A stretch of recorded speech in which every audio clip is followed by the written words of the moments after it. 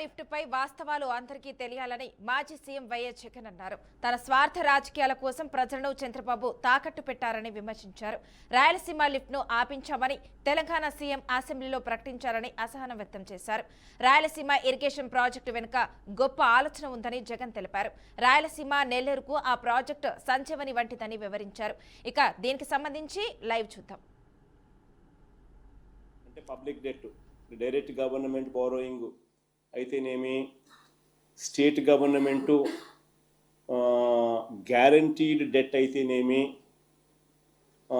State government debt and state government guaranteed debt అయితేనేమి, non guaranteed liability of state public sectors undertakings కూడా కలుపుకుంటే కూడా చంద్రబాబు నాయుడు గారి ఎక్కే నాటికి 2,57,510 కోట్లు ఉంటే చంద్రబాబు నాయుడు గారు దిగిపోయే నాటికి 3,90,247 కోట్లు. అంటే ఆయన 2,49,350 కోట్లు ఆయన అప్పు చేస్తే compounded annual growth rate 22.63 22.63% compounded annual growth rate ఆయన అప్పు చేసినాడు. అదే వైఎస్ఆర్సిపి ప్రభుత్వం ఒకసారి గమనించినట్టయితే వైఎస్ఆర్సిపి ప్రభుత్వంలో 3.32 lakhs 3,32,671 కోట్ల రూపాయల అప్పులు మనం చేసినాం. Compounded annual growth rate 13.57%. 3,32,671 కోట్ల రూపాయలు ఏదైతే మనం అప్పు చేసినామో ఇందులో 2,73,000 కోట్ల రూపాయలు డీబీటీగా అందించిన ఘనత మా ప్రభుత్వాన్ని. ఎవరికి ఇచ్చినాము అని చెప్పి పేరుతో సహా, ఆధార్ నెంబర్తో సహా, బ్యాంక్ అకౌంట్తో సహా డీటెయిల్స్ ఇవ్వగలుగుతాం. 2,73,000 కోట్ల రూపాయలు డీబీటీగా అందించిన ఘనత మాదైతే చేసిన అప్పులు మొత్తం 3,32,000 కోట్లు మేము అప్పులు చేస్తే చంద్రబాబు నాయుడు గారు ఈ 2 సంవత్సరాలు కూడా కాక మునిపే ఈయన గారు ఇప్పటికే ఎంత చేసినట్టు తెలుసా? అప్పు 3,02,303 కోట్లు. అంటే మేము 5 ఏళ్లలో చేసిన అప్పులో 90.87% ఈయన 2 ఏళ్ళు తిరక్క తలికి ఇప్పటికే చేసేసినాడు.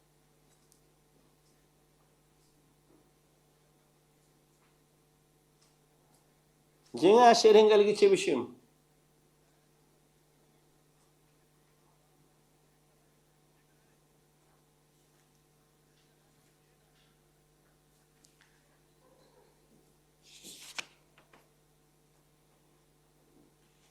మనం ప్రతి ఏటా సంక్షేమ క్యాలెండర్ విడుదల చేసి వాటిని క్రమం తప్పకుండా మనం అమలు చేస్తే చంద్రబాబు నాయుడు గారు అప్పులు తెచ్చుకోవడానికి క్యాలెండర్ విడుదల చేస్తున్నాడు. వచ్చే 3 నెలల కాలంలో మరో 11,000 కోట్లు ఆయన అప్పు చేయడానికి కోసం ఆర్బీఐకి ఇండెంట్ పెట్టినాడు. ఈ అప్పులు తేవడానికి కూడా ఒక పద్ధతి లేదు, ఒక పాడు లేదు. రాజ్యాంగాన్ని కూడా ఉల్లంఘిస్తూ ఉన్నాడు.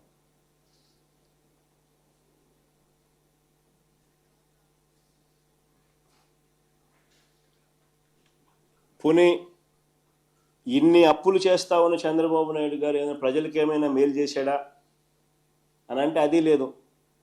సూపర్ 6 లేదు, సూపర్ 7 లేదు. పైగా వైఎస్ఆర్సిపి ప్రభుత్వంలో అమలు అవుతా ఉన్న స్కీములన్నీ రద్దు. పైగా ఫీజు రీయింబర్స్మెంట్ దిక్కులేదు. విద్యాదీవెన, వసతి దీవెన గాలికి ఎగిరిపోయింది. పైగా ఆరోగ్యశ్రీ గాలికి ఎగిరిపోయింది. రైతులకు దిక్కు లేదు, చదువుకుంటున్న పిల్లలకు దిక్కు లేదు, అక్క చెల్లెమ్మలకు దిక్కు లేదు, ఉద్యోగులకు దిక్కు లేదు. ఉద్యోగులకు కూడా దాదాపుగా ఎన్ని వేల కోట్లు, దాదాపు 30,000 కోట్లు బకాయిలు. 4 డిఏలు పెండింగ్. పిఆర్సీ లేదు, ఐఆర్ లేదు,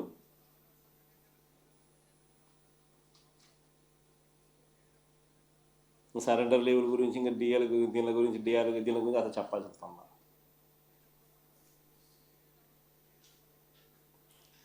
మరోవైపు ప్రజల మీద విపరీతంగా బాధుడే బాధుడు. ఎన్నికలకు ముందేమన్నాడు ఈయన 5 ఏళ్ల పాటు కరెంటు ఛార్జీలు పెంచనన్నాడు.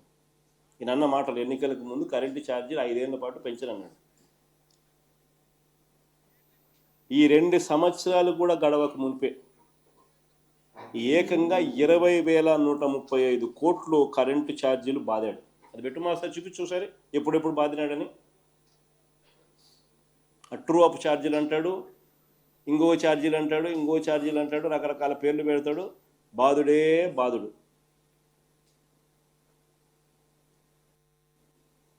చూసుకోండి మా 29/11/2024 9,412 కోట్లు బాధుడు. FPPCA true up order dated 29/11/2024. FPPCA true up order dated 25/10/2024 మరో 6,072 కోట్లు.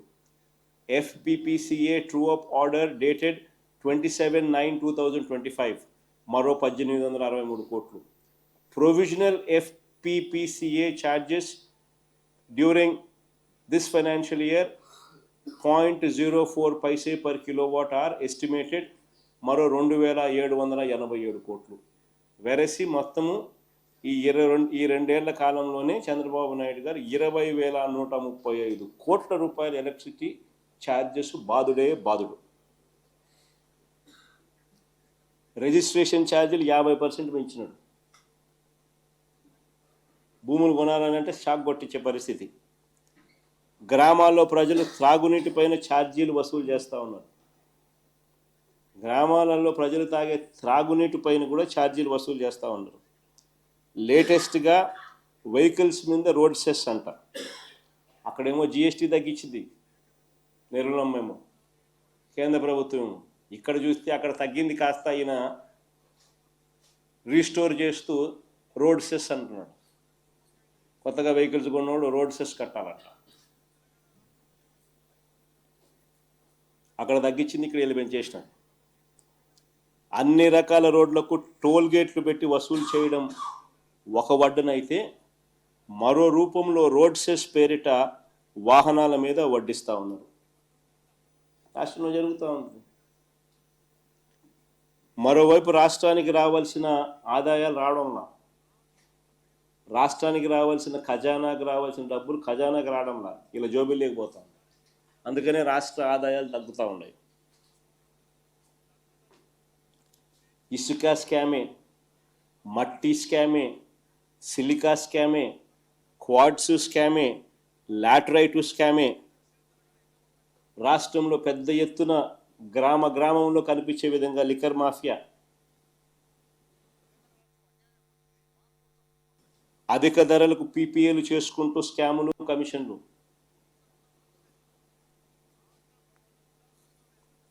ఎక్కడ చూసినా పేకాట క్లబ్బులు.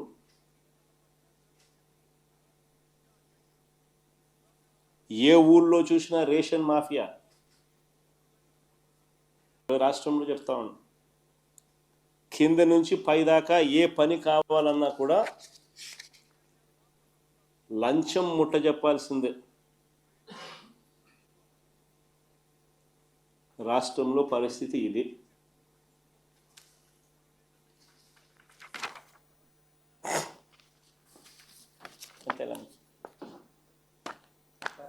మెడికల్ కాలేజీలకు సంబంధించి మీరు చేసినటువంటి ఏదైతే ఉందో అది అయిపోయింది. అయితే మెడికల్ కాలేజీలో ఎవరు పార్టిసిపేట్ చేయడానికి రావట్లేదు టెండర్లు. దీనికి ప్రధాన కారణం జగన్మోహన్ రెడ్డి గారి పాఠశాలను నిర్వహించడం కావచ్చు, అందుకే రావట్లేదు అనేది విమర్శ ఏంటంటే మంచిదే కదా స్వామి, తప్పేముంది.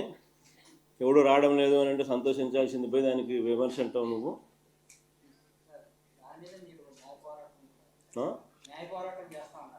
న్యాయ పోరాటంలో భాగంగా ఈరోజు నేను కోర్టులో నేను అడ్మిట్ కూడా అయింది కదా. మొత్తం 1 కోటి సంతకాలకు సంబంధించిన ప్రజల వాయిస్ను నిన్న వైఎస్ఆర్సీపీ అఫీషియల్గా కోర్టు ఫైల్ చేసింది. కోర్టు దాన్ని యాక్సెప్ట్ చేసింది. 6 వారాల్లో గవర్నమెంట్ స్పందించారని చెప్పి గవర్నమెంట్కి కూడా సమన్లు పంపించింది. That cases going on in the court. ఇది biggest scam of the decade. నిజంగా చెప్పాలనంటే అసలు ఎక్కడైనా కూడా మెడికల్ కాలేజీలను కట్టినవి, ఆల్మోస్ట్ అయిపోయే పరిస్థితిలో ఉన్నవి, సగం కట్టినవి ఎక్కడైనా కూడా ఫ్రీగా ఇవ్వడమే కాకుండా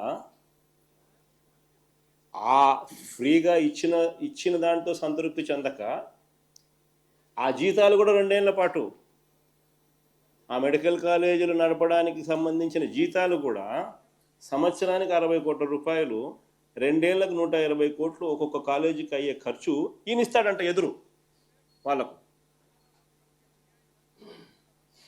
గవర్నమెంట్ ల్యాండు, గవర్నమెంట్ ఆస్తి, గవర్నమెంట్ బిల్డింగ్లు, government medical college, government staff, జీతాలు ఇచ్చేది గవర్నమెంటు, కానీ లాభాలేమో ప్రైవేట్ వాళ్ళకంట. స్కామ్ కాకపోతే ఇంకేందండి ఇది? ఇటువంటి స్కాముల్లో నిజంగా ఎవరైనా భాగస్వాములు అవుతారా? అదే నేను మా నాని ప్రెస్ మీట్లో మొన్న మాట్లాడుతూ అన్నాడు. ఫస్ట్ ఏమన్నారు, కామినేని వాళ్ళు పార్టిసిపేట్ చేసినారని చెప్పి కిమ్స్ వాళ్ళు పార్టిసిపేట్ చేసినారని ఫస్ట్ టప డబ్బా కొట్టుకున్నారు. మళ్ళీ వెంటనే కిమ్స్ వాళ్ళు మేము పార్టిసిపేట్ చేయడం లేదు, ఈ స్కాముల్లో మాకు సంబంధం లేదు అని చెప్పి వాళ్ళు వెనక్కి తప్పుకున్నారు. వెనక్కి తప్పుకునేసరికి వీళ్ళకి ఏం చేయాలో దిక్కు తెలియలే.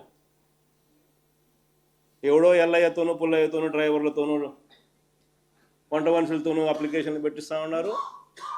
పెట్టించి వాళ్ళకైనా సరే నేను ఇస్తానంటానండి ఇప్పుడు చంద్రబాబు. అంతేగానని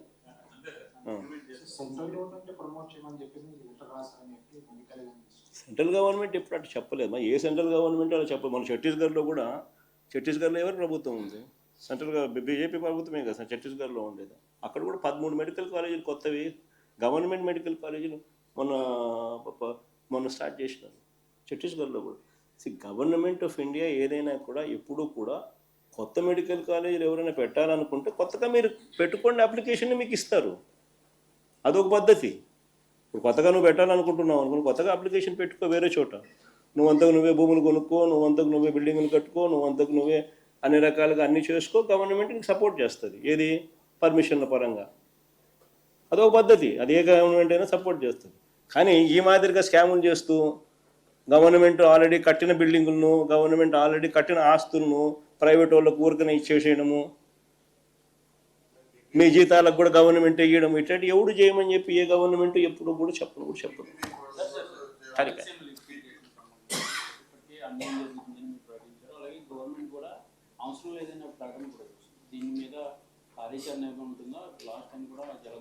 ఖచ్చితంగా వీటి మీద రాయలసీమ లిఫ్ట్ అన్నది రాయలసీమ ప్రజలకే కాకుండా రాష్ట్ర ప్రజలకు ఇది నిజంగా అవసరమైన ప్రాజెక్టు.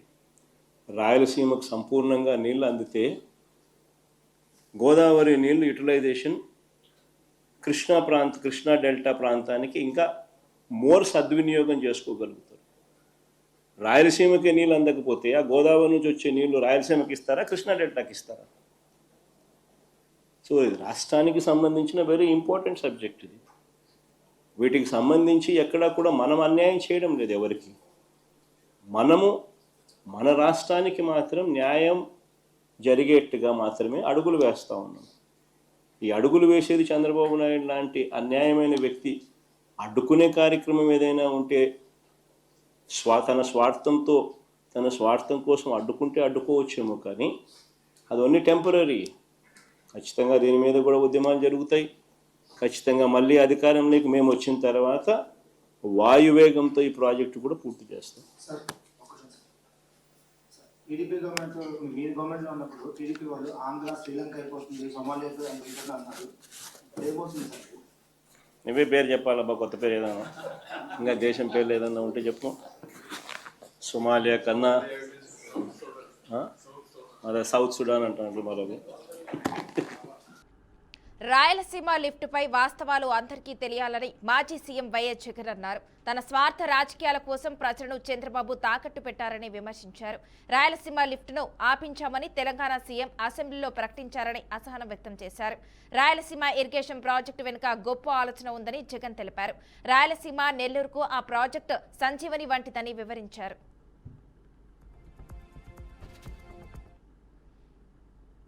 ఇరిగేషన్ మంత్రితో తాను మాట్లాడించిన మాటలు, చంద్రబాబు నాయుడు గారు మాట్లాడుతూ ఉన్న మాటలు చూస్తే రాయలసీమ లిఫ్ట్ ఇరిగేషన్ స్కీమ్ అవసరం లేదు అంటూ వీళ్ళు మాట్లాడుతూ ఉన్న మాటలు చూస్తే రేవంత్ రెడ్డితో చంద్రబాబు నాయుడు గారికి ఉన్న రహస్య ఒప్పందానికి అధికార ముద్ర వేసినట్టు. కరెక్ట్గా రేవంత్ రెడ్డి కూడా ఇదే మాట్లాడాడు. చంద్రబాబు నాయుడు కూడా ఆయన మంత్రి కూడా రాయలసీమ లిఫ్ట్ అవసరం లేదు అని అంటూ చంద్రబాబు నాయుడు బరి తెగించి మాట్లాడడం కూడా వాళ్ళిద్దరి మధ్య జరిగిన ఒప్పందానికి ఆమోద ముద్ర వేసినట్టు, అధికార ముద్ర వేసినట్టు. స్వలాభం కోసం ప్రజలకు ఎంతటి ద్రోహమైనా కూడా, ఎంతటి మోసమైనా చేయడానికి చంద్రబాబు నాయుడు అనే వ్యక్తి వెనకాడడు. తన స్వార్థం కోసం పిల్లనిచ్చిన మామను ఎన్టీ రామారావునైనా వెన్నుపోటు పొడుస్తాడు. తన స్వార్థం కోసం చంద్రబాబు నాయుడు జన్మనిచ్చిన సీమను కూడా ఏమాత్రం హెసిటేట్ చేయకుండా వెన్నుపోటు పొడుస్తాడు. ఒక గొప్ప ఉద్దేశం ఈ రాయలసీమ లిఫ్ట్ ప్రాజెక్టు వెనకాల ఉన్నమాట. ఇలాంటి ప్రాంతానికి ఈ రాయలసీమ లిఫ్ట్ అన్నది ఒక ఇన్సూరెన్స్ పాలసీ మాదిరి. రాయలసీమకు, నెల్లూరుకు, చెన్నైకి ఇది సంజీవిని వంటిది. చంద్రబాబు నాయుడు గారు ఇవి ఇప్పటివరకున్న bulletin updates. Keep watching BRK news Telugu సత్తా.